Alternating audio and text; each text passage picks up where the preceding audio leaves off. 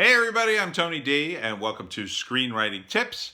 I'm going to talk about how to do a relationship in a screenplay.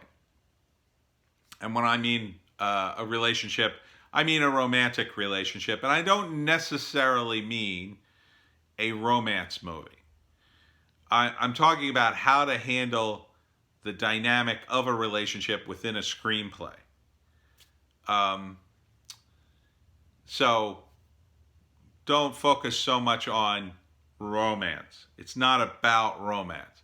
It's about creating a intimate dynamic between two characters that is, well, you don't want a relationship in your screenplay to be 100%, because relationships aren't 100%. There's always a tension there that on the one hand could tear the relationship apart, but on the other hand sort of keeps it together and keeps it fresh, if you know what I mean.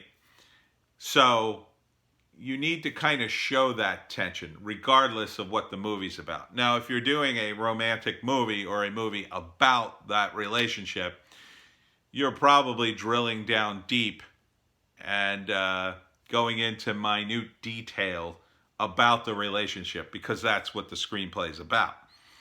But in other movies, it's not necessarily about that. It's about the relationship is there. It's part of the subtext. It's part of the movie, but it's not the part of the movie, right? So if you take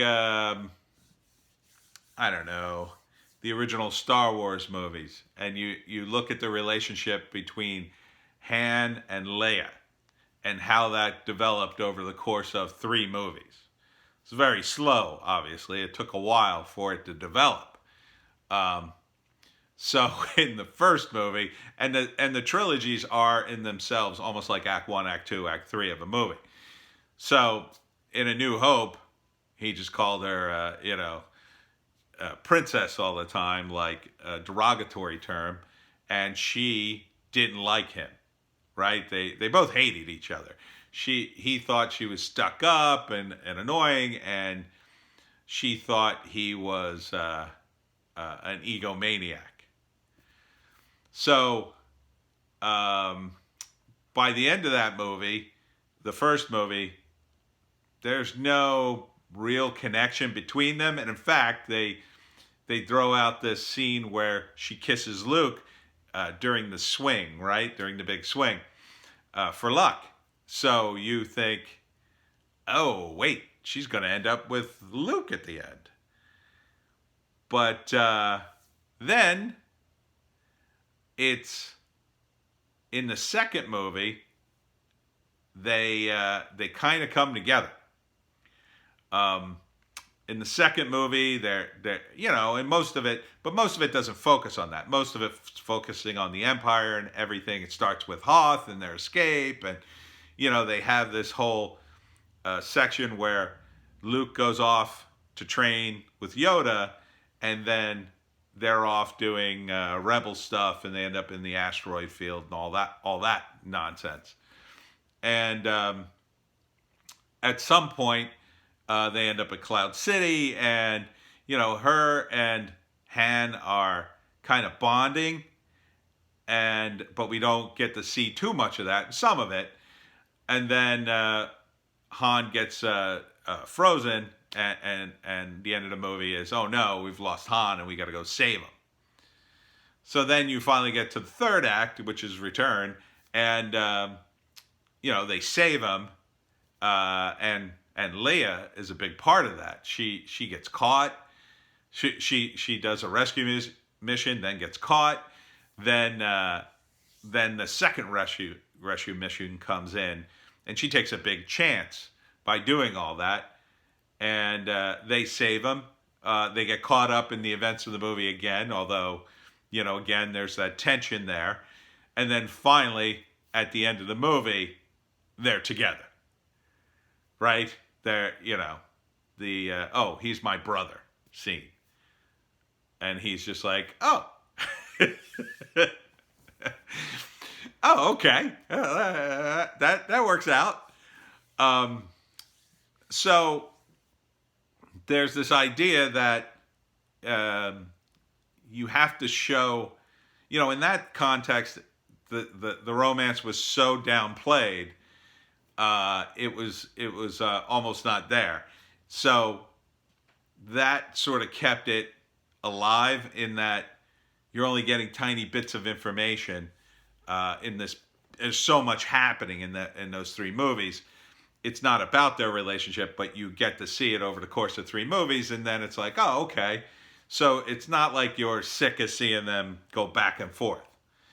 Whereas in a movie where there's more of that, and again, not a romance movie, say in a coming of age movie like Superbad, you see the romance develop, and that's sort of part of the movie. It's not the focus of the movie, but it's a decent chunk of it. It's a decent sized portion of it, but not the portion of it, not the entire thing. So, but you want to give people the impression that, just like in anything you do, that there's a bigger world. So you need to show elements of, this is a doomed relationship. This is a perfect relationship where they're going to get married and have kids.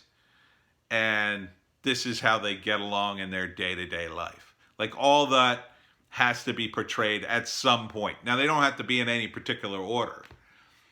And you have to be very subtle about it, because if for instance, like, I'm working on a relationship now, one of my stories, and I'm kind of foreshadowing its demise, but I don't want to give it away.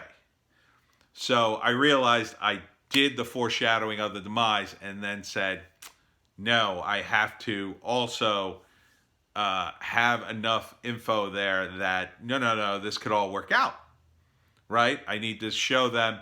I need to show the audience. I need to make the audience think, no, this could work out. They're going to be together forever, even though I know in the back of my mind, yeah, the relationship is doomed. But I don't want to give it away. So you need a good balance in there.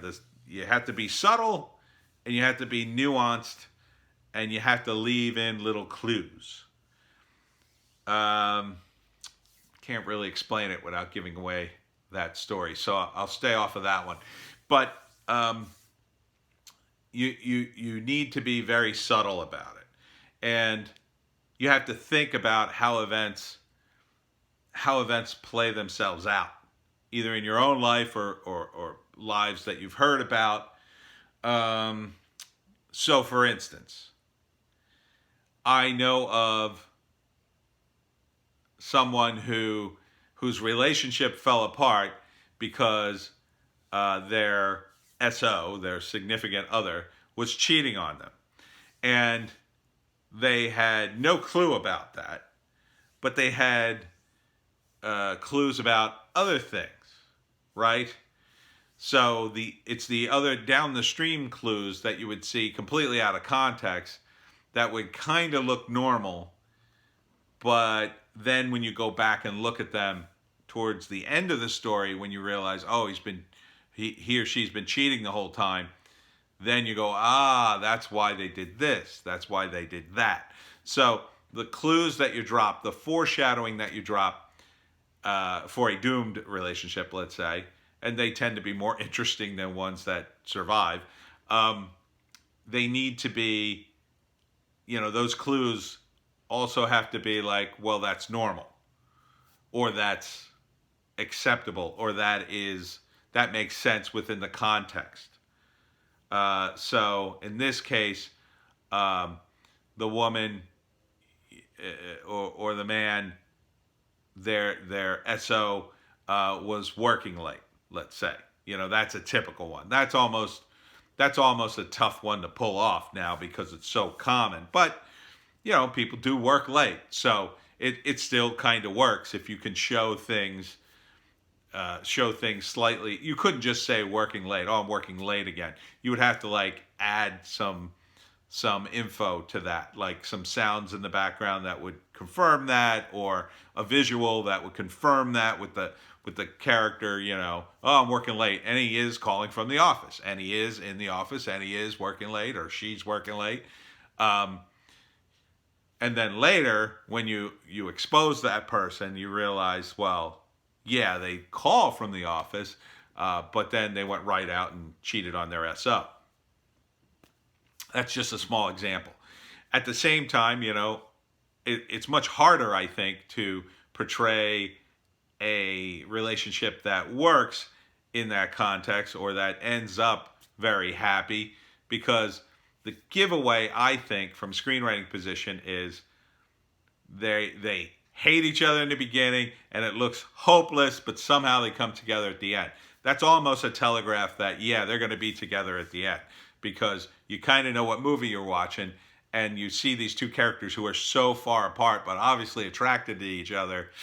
That's almost a giveaway. So you have to do a reverse engineering of it. You have to give them hope too early that they're going to be together, to kind of trick them into going, well, no, these people can't be together because they're already telling me too soon they're going to be together. Therefore, they can't possibly work out. See, that's what you want to do. You want to play on the expectations. It's kind of like when you have a murder mystery and someone is an obvious candidate, like, I don't know, the butler.